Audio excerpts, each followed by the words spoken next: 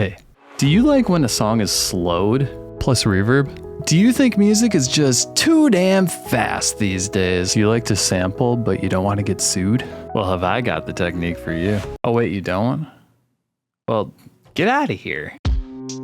I'm just kidding.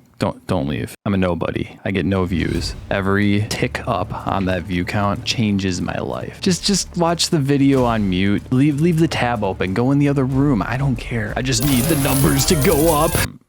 Okay, I don't know. Is that funny? Do we like that? Chat? Do we like it? I'm gonna get to the story now.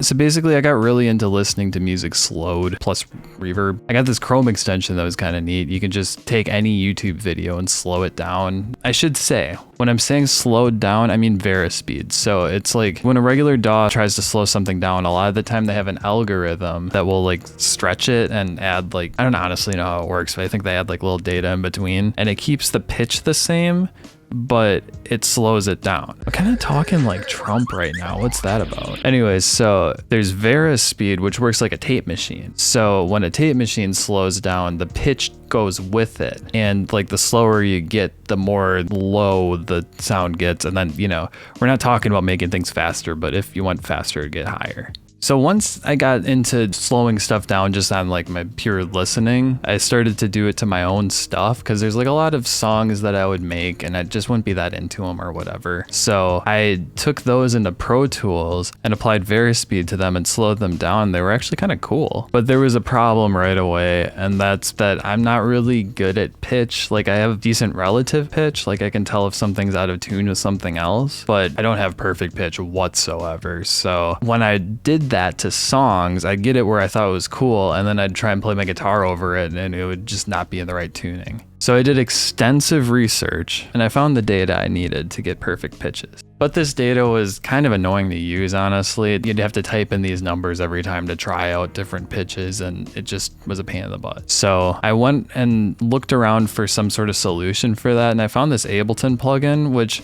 I'm not gonna like promote their brand, but it's useful, so do what you will with it. But anyways, what it does is it basically makes Ableton into a tape machine. And then as you click the like down or the up button, it keeps it in tune, but it pitches everything down and, you know, slows it down, which is the thing I was trying to do in the first place. And I like this so much that I ended up making a whole album about it. And that's like kind of half, I mean, I'm gonna be honest here, that's half the reason why I'm making this video, is to just say like, hey, I made an album, but like I also think it's a cool technique and it might be useful for someone. So there is kind of a hidden purpose. You caught me, but you know, it is mostly about the technique, I suppose. So yeah, the Pro Tools method was a pain in the ass, respectfully.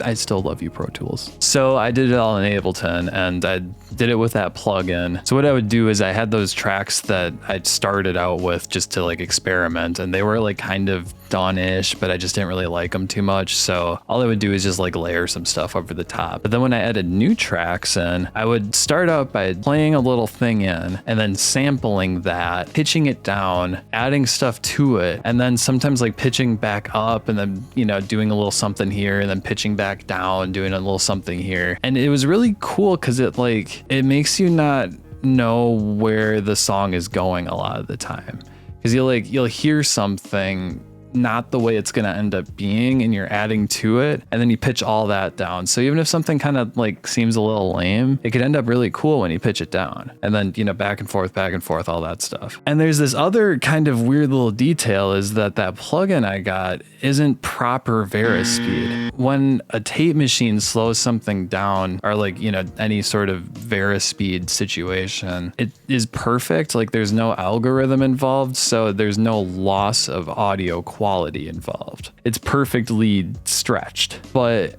that plugin, I ended up finding out like 3 songs in or something, will default to whatever stretching algorithm you had set in Ableton. So it was like Complex Pro or something like that, which is an algorithmic based stretcher, and then it would pitch it down with a pitch knob. So it was doing effectively what Verispeed does, but with digital artifacts. So I was at a crossroads where I thought I can either fix this or just kind of rock rock with it. And I started listening to this stuff and I realized that there's some kind of cool little like glitchiness that can happen from it. So it's not like a do this all the time kind of thing, but just keep an open mind because it can end up being pretty cool. And yeah, that's where I got the album. I learned a lot of little tricks along the way, like bass sounds much better when you do that last and you don't ever pitch that down, because like the waveforms are already so big from the notes being low that when you stretch them out, they just get like, you know, garbly. And drums a lot of the time are better after too, just so you can get the rhythm right, but that wasn't always the case. Sometimes it's cool to pitch them down. And then the other thing is on this plugin, because it uses the pitch knob, you can unpitch stuff, which sounds counterintuitive, but you can like pitch some of the samples and then like have the drums stay their original pitch but be slowed down. So I don't know, I just thought this would be kind of cool to share. I'm filming this talking part with a very loose script and mostly just off the top of my head, and I'm hoping that I'm gonna add some sort of like video that shows kind of how this goes, because I think it might be kind of confusing, and if it is, just tell me and I'll do something else. But yeah, I don't know how to do this. So usually I just film my pedal and I don't have my face on the damn camera, so whatever. My album's gonna be up on this day. If you want to listen to it, fine. If you don't, it's fine. And yeah, I don't know how to end this. I don't. How do you end a video? Do you just like cut it off?